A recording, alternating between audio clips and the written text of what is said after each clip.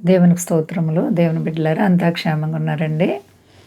మనందరము ప్రభువైన యేసుక్రీస్తు వారి యొక్క ఉన్నత నామములో క్షేమముగా ఉండాలని, దేవదీవెనలతో నింపబడాలని నిత్యము ప్రార్థిస్తున్నాం. అంతా క్షేమంగా ఉన్నారండి. ఈరోజు దేవుని వాగ్దానం హగ్గయి 2వ అధ్యాయం 19వ వచనం. ఇది మొదలుకొని నేను మిమ్మును ఆశీర్వదించెదను. దేవునికి స్తోత్రం. హల్లెలూయా. ఎంత గొప్ప వాగ్దానమో చూడండి. ఏది మొదలుకొని నీవు ఎప్పుడైతే దేవునిపై ఆధారపడి దేవుని బిడ్డగా నువ్వు జీవించడానికి నీ హృదయాన్ని స్థిరపరచుకుంటావో, ఆయన బిడ్డగా నువ్వు జీవించడానికి ఇష్టపడతావో, అప్పుడు అది మొదలుకొని ఆయన వైపు నువ్వు తిరిగితే చాలు. ఆయన అంటున్నారు, ఇది మొదలుకొని నేను మిమ్మల్ని ఆశీర్వదిస్తాను. ఆశీర్వాదం దేవుని చేతిలో పని. మనం ఆశీర్వదింపబడాలంటే దేవుని కృప మనకు ఉండాలి. దేవుని కృప మనకు ఉండాలంటే మొదటగా మనము ఆయన బిడ్డలుగా ఆయనకు లోబడి విధేయత కలిగి ఆయన అంగీకరించిన వారు ఉండాలి. ఏండి, ఆయన పిల్లలను ఆయన ఎప్పుడు కూడా విడిచే దేవుడు కాదు. భూమి మీద జరిగేటువంటి భయంకరమైన దినాలను మనం చూస్తున్నాం. మరి దేవుని ప్రేమిస్తున్నామా? ఆయనకు భయభక్తులు కలిగి నడుచుకుంటున్నామా? ఏ క్షణంలో ప్రభు వస్తారో తెలియదండి. అంత భయంకరమైన దినాల్లో ఉన్నాం. కానీ మన దేవుడు మన పట్ల ఎంత గొప్ప ఆశీర్వాదాలు ఇవ్వడానికి ఇష్టపడుతున్నారు. మిడిమిడి జ్ఞానముతో మనం ఒకవేళ ఈ భూ సంబంధమైన కార్యాల్లో సతమతమైపోతూ ఈ భూ సంబంధమైన కార్యాలని ఎక్కువ ఆకర్షింపబడిపోతూ దేవుని మర్చిపోతున్నావేమో.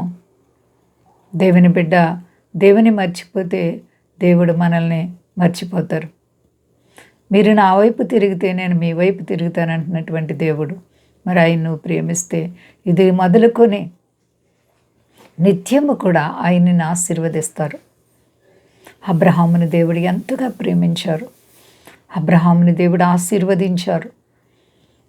నిరీక్షణ లేనటువంటి దినాల్లో అబ్రాముగున్నప్పుడు దేవుడు చెప్పినట్లు ఆయన నడుచుకున్నారు.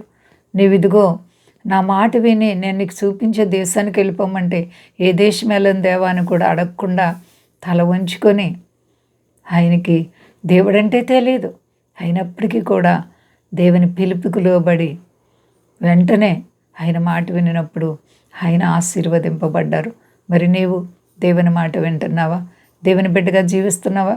ప్రియ సహోదరి సహోదరా, అలాగైతే నే ప్రభు నీ జీవితంలో వింత కార్యాలు చేసి నిన్ను ఆశీర్వదించబోతున్నారు. ఏ విషయంలో ఎవరూ భయపడే పని లేదు. ఎందుకంటే ఆయన మాట ఇచ్చి తప్పుకున్నాడు కాదు. కాబట్టి దేవాతి దేవుడైనటువంటి ప్రభువారికి మనం లోబడదాం. ఈ లోక సంబంధమైనటువంటి తలంపుల్లో నుంచి విడుదల పొందుదాం.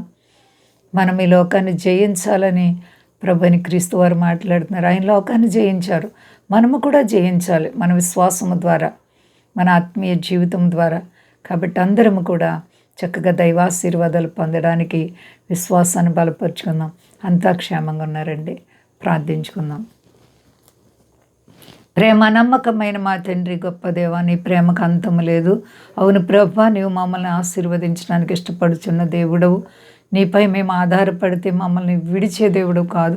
విడువని ఎడబాయినని వాగ్దానం చేసిన దేవా, ఇదిగో మా తండ్రి నాయన, గొప్ప దేవా, మా దేశాన్ని, దేశ నాయకులను కాపాడని, మా దేశ ప్రజలందరినీ రక్షించండి ప్రభువా.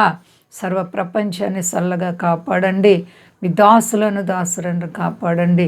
కష్టాలు, బాధలు, ఇరుకులు, ఇబ్బందులు, ఆయా సమస్యల చేత సతమతమైపోతున్న ప్రతి బిడ్డలకు యేసు నామంలో విడుదల కలుగునుగాక.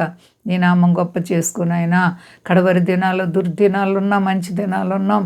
ప్రియమైన మా తండ్రి, మీ కృపా కాపుదల మీ ప్రజలకు దయచి, సర్వ ప్రపంచానికి దయచి మహిమ పొందు. శక్తి గలేసేనామని అడుచున్నాను తండ్రి. ఆమేన్. అందరికీ వందనాలండి. మా కొరకు పరిచర్య కొరకు అందరూ ప్రార్థించండి. ప్రభువారు మిమ్ములను, మీ బిడ్డలను, మీ కుటుంబాలను దీవించి ఆశీర్వదించునుగాక.